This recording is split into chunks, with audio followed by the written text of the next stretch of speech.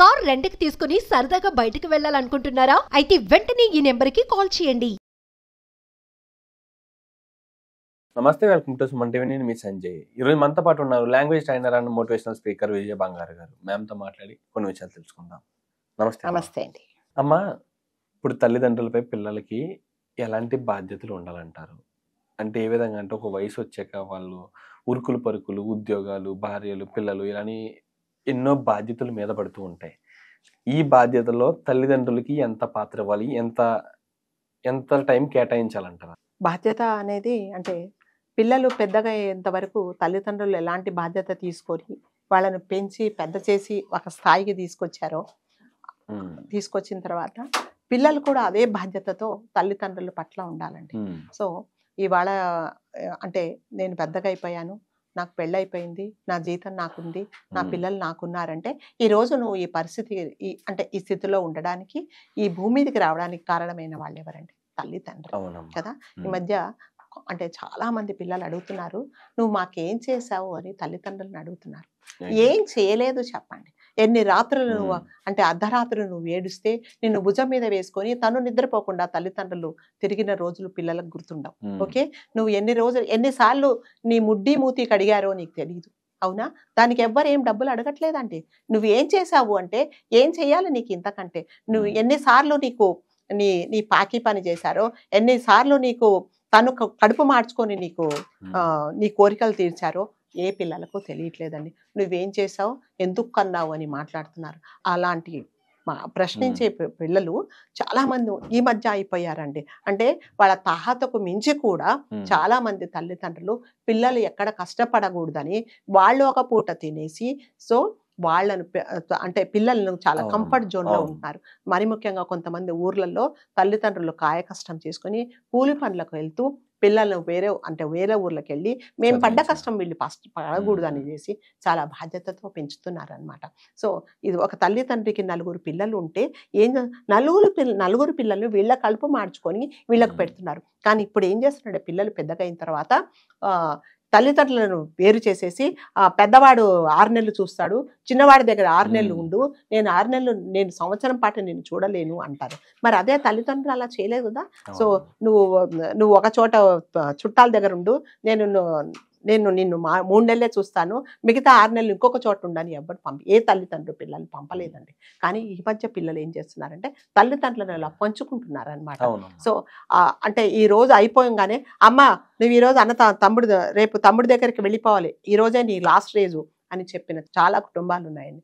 అలాంటప్పుడు ఆ తల్లిదండ్రులు ఎంత బాధపడతారో ఎవరికి తెలియదండి. అంటే తల్లిదండ్రుల స్థానంలోకి వస్తే మీరు కూడా మీ పిల్లలు పెద్దగా అయిపోయిన తర్వాత మీరు కూడా మీ పిల్లలు మిమ్మల్ని అంటే ఆ స్థాయి ఏంటో తెలుస్తుంది అనమాట. అంటే మరి ముఖ్యంగా చాలా మంది పిల్లలు ఈ మధ్య అట్లా తయారైపోయారు అనమాట. నువ్వు కన్నావు, పెంచాల్సిన బాధ్యత నీదే అని చెప్తున్నారే తప్ప అంటే మీరు ఇవాళ ఈ పరిస్థితుల్లో రావడానికి జీవితంలో వాళ్ళు ఎన్ని త్యాగాలు చేశారు, ఎంత కోల్పోయారు, ఎన్ని నిద్రలేని రాత్రులు గడిపారు అనేది ఏ పిల్లలు కూడా ఆలోచించటం లేదు. వాళ్ళకి శక్తికి మించి పిల్లలను చదివిస్తూ ఉన్నారనమాట. చదివించిన తర్వాత ఏమవుతున్నారంటే తీసుకెళ్ళి ఓల్డ్ ఏజ్ హోమ్లో వేసేసి ఏమాత్రం బాధ్యత లేకుండా మేము చూడలేము, మీ కోడలు మీరుంటే చికాగ్గా ఉందంట, మీరు పెద్దవాళ్ళు అయిపోయారు, మీరు రాత్రుల పూట గురకలు పెడుతున్నారు, ఇలాంటివి కూడా చెప్తున్నారండి. సో మీకు మందులకి ఇంత ఖర్చు అయిపోతుంది, మేము చూడమని చెప్పేసి పడుతున్నారు.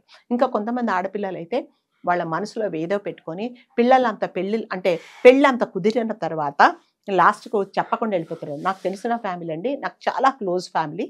సో ఆమె ఏం చేసిందంటే అతను చాలా చిన్న ఉద్యోగి, ఆ పిల్లని అడిగారనమాట, అమ్మ నువ్వు ఈ పెళ్లి చేసుకుంటావా? చేసుకుంటాను అన్న తర్వాత వాళ్ళు అప్పు సప్పు చేసి పెళ్లికి అన్ని కూర్చుకున్న తర్వాత పెళ్లి కూతురుని చేసినప్పుడు నేను కూడా వెళ్ళానండి. పెళ్లి కూతురుని చేశారు, చుట్టుపక్కల వచ్చారు, ఇల్లంతా పెళ్లి సందడి ఉంది, చుట్టపక్కలతో ఇల్లంతా నిండిపోయింది. అమ్మాయిని పెళ్లి కూతురుని చేశారు. అంతా అయిపోయిన తర్వాత ఆ అమ్మాయి ఏం చేసిందంటే రేపు పెళ్లి అనగా రాత్రి అంటే తెల్లవారుజామున పెళ్లి అనగా 1 గంటప్పుడు ఏం చేసిందంటే ఈ అమ్మాయి ఎవరితో తిరిగితే వాడి ఫ్రెండ్కి చెప్పి వీధి లైట్లన్నీ ఆర్పించేసి, ఇది లైవ్ అండి, వీధి లైట్లన్నీ ఆఫ్ చేసి ఇంట్లో కూడా కరెంటు పోగొట్టేసి పెట్టకుండా అంటే పెళ్లికి సంబంధించిన వస్తువులను తీసుకొని ఉన్న బంగారం తీసుకొని అతనితో పాటు వెళ్ళిపోయిందండి. మరి తల్లిదండ్రులు ఉండాలా, చచ్చిపోవాలా చెప్పండి? చూస్తే తెల్లవారుజామున ముహూర్తము 12ంటికి వెళ్ళిపోయింది, 1 గంటకి పెళ్లి కూతురు ఎక్కడ ఉందంటే లేదండి, ఇంట్లో లేదు. తల్లిదండ్రులకు తెలీదా అమ్మ? తెలియదండి, ఏమీ తెలియదు, అసలు ఏమీ తెలియదు. పోయి డైరెక్ట్గా ఏం చేసిందంటే పోలీస్ కంప్లైంట్ ఇచ్చిందండి తండ్రి మీద. ఏమంటే నా తల్లితో నా తండ్రితో నాకు ప్రాణ ఇది ఉంది, సో నా తల్లి తండ్రి నన్ను ఇట్లా హరాస్ చేశారు కాబట్టి నేను వచ్చేసాను అనేది. అదే సంగతి నువ్వు ఇవన్నీ జరగక ముందే తల్లికి చెప్పాల్సింది కదండి. ఇప్పుడు ఎవరి పరువు పోయిందండి అంటే మిమ్మల్ని పెంచి పెద్ద చేసి ఈ వయసులో తల్లిదండ్రులు తీసుకెళ్లి పోలీస్ స్టేషన్లో తలకాయ ఉంచుకొని ఉండాలండి. వాళ్ళు చేసిన తప్పేముంది చెప్పండి, ఎవరి పరువు పోయింది అక్కడ. సో లాస్ట్కి ఆ తండ్రి ఏం చేశాడంటే లైవ్ అండి, ఇది పెళ్లి జరిగే తెల్లవారుజామున అంటే పెళ్లి కొడుకు వాళ్ళకి మొహం చూపించలేక అతను సూసైడ్ చేసుకున్నాడండి. మరి ఏ బాధ్యత ఉందండి, పిల్లలకి ఏం బాధ్యత ఉంది చెప్పండి. సరే నీకు ఇష్టం ఉంది, నువ్వు పెళ్లి చేసుకో, దానికి ఎవరు చెప్పట్లేదు, మరి తల్లిదండ్రులకు నువ్వు చెప్పాలి కదా. పెళ్లి కూతురు నువ్వు చేసిన రోజు కూడా నువ్వు చెప్పలేదు, ఓకే. వాళ్ళు అప్పు సప్పు చేసిన రోజు తిరగదు, నీకోసం నగలు కొన్న రోజు చెప్పలేదు, నీకోసం మిగతా ఏమి చేసిన రోజు చెప్పలేదు. మరి ఇవాళ తెల్లవారుజామున నువ్వు వెళ్ళిపోయావంటే మళ్ళీ తల్లిదండ్రుల పరువు ఏమి అవ్వాలి చెప్పండి. పిల్లలకి ఏం బాధ్యత ఉంది, ఉందా బాధ్యత? లేదమ్మా, ఏమి లేదు కదా. తల్లిదండ్రులు ఒప్పుకుంటారా లేదా అన్న విషయం పక్కన పెడితే తల్లిదండ్రులకి ఇలా అమ్మ నేను ఒకరిని ప్రేమిస్తున్నాను, ఒకరిని ఇష్టపడుతున్నాను అన్న ఒక్క విషయం చెప్పకుండా దాచి తల్లిదండ్రులు తప్పు అంటే ఎలా అవుతుంది? తర్వాత పెళ్లి అయిపోయిన తర్వాత అంతా చూస్తే అతను ఎవరంటే ఈ అమ్మాయి చదివే కాలేజీలో అటెండర్. అంటే నేను అటెండర్లు తక్కువ అని చెప్పట్లేదండి. సో వీళ్ళు మంచి స్థాయిలో ఉన్నారు, సరే చేసుకున్నాం. అంత ప్రేమగా చేసుకున్న తర్వాత వాడు ఏం చేశాడంటే వీళ్ళ మీద కక్షతో, ఈ ఫ్యామిలీ మీద కక్షతో ఏం చేశాడంటే వాళ్ళు ఎక్కడో మూడో ఫ్లోర్లో ఉంటే తీసుకెళ్లి కిందనే వాళ్ళ ఎదురుగుండానే పెట్టాడు ఒక చిన్న ఇల్లు తీసుకొని. ప్రతిరోజు తండ్రి ముందు తండ్రి ఎట్లాగో పోయాడు, తల్లి ముందు అమ్మాయిని కొట్టడం, తర్వాత అన్నం పెట్టకుండా ఉండడము, ఆ అమ్మాయి అంటే తల్లి వినేలాగా ఈ అమ్మాయిని హరాస్ చేశాడు అనమాట. అంటే వాడు ఒక శాడిస్ట్ అనమాట. నువ్వు ఏం సాధించావు జీవితంలో? ఏమైనా సాధించావా? ఒక తండ్రిని పోగొట్టుకున్నావు, తర్వాత పరువు పోయింది, తర్వాత తల్లిదండ్రులు ఫైనాన్షియల్గా ఎంతో నష్టపోయారు, ఆ తల్లి భర్తను పోగొట్టుకుంది, నీకు తండ్రి పోయాడు. అంతా చూస్తే నువ్వు ఇక్కడ వచ్చిన తర్వాత నువ్వు ఏమి అనుభవించావు చెప్పండి? ఏమీ అనుభవించలేదండి. లాస్ట్కు తండ్రి మళ్ళీ తల్లి ఏం చేసిందంటే నా కూతురే కదా ఎంత చేసినా అని తల్లి దగ్గరికే చేరింది. నువ్వేం సాధించావు జీవితంలో? ఏమైనా సాధించావా? ఏం బాధ్యత ఉంది చెప్పండి పిల్లలకి? అంటే అందరూ కాదండి, కొంతమంది పిల్లలు ఇలా చేస్తారు, చెప్పకుండా వెళ్ళిపోయి తల్లిదండ్రులకు క్షోభను మిగిలిస్తున్నారండి. దయచేసి మీ మనసులో ఏమైనా ఉంటే ముందుగానే చెప్పండి. ఇవన్నీ ప్లాన్ చేసుకున్న తర్వాత ఎవరికి నష్టం చెప్పండి. ఆ తల్లిదండ్రి మళ్ళీ తీసుకెళ్ళి తల్లిదండ్రుల మీద పోలీస్ కంప్లైంట్ ఇస్తే అంటే మళ్ళీ ఆ అమ్మాయి ఏం చెప్పిందంటే మా అమ్మతో మా నాన్నతో నాకు ప్రాబ్లం ఉంది, నాకు ప్రాణహాని ఉంది అని చెప్పేసి అమ్మాయి కంప్లైంట్ ఇస్తుంది. అసలు వాళ్ళు నివ్వెరపోయారు. ఏంటి మేము చేసింది ఏంటి, అసలు ఇలా ఎందుకు అంటే వాళ్ళకి ఏమాత్రం క్లూ లేదండి.